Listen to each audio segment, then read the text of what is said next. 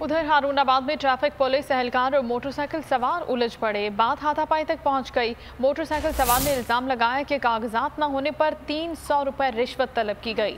Traffic police एहलकार ने इल्जाम मुस्तरद कर दिया।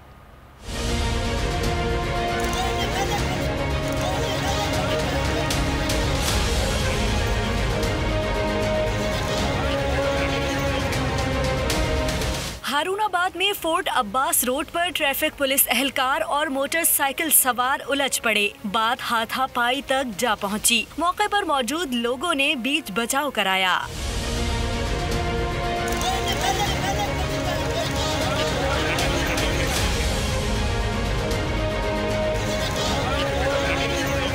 मोटरसाइकिल सवार ने इल्जाम लगाया कि कागजात न होने पर 300 रुपए रिश्वत तलब की गई, जबकि ट्रैफिक पुलिस एहलकार ने इल्जाम मुस्तरद कर दिया। कहा कि रिश्वत का मुतालबा नहीं किया और न ही गाली दी। चालान से बचने के लिए झगड़ा किया गया।